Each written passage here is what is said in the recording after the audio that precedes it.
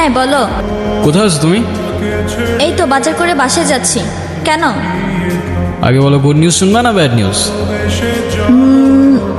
Bad নিউজটাই আগে শুনি। Bad নিউজটা হচ্ছে তোমার এখন থেকে মাঝে মধ্যেই বাজার করতে হইতে পারে। কেন? কারণ গুড নিউজটা হচ্ছে নতুন চাকরিতে তোমার হাজব্যান্ডের কাজের অনেক চাপ থাকবে এখন থেকে।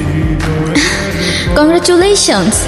কিন্তু স্যার, আমি আর বাজার করতে পারবো না। যত রেটি হোক না কেন, বাজার কিন্তু আপনাকেই করতে হবে।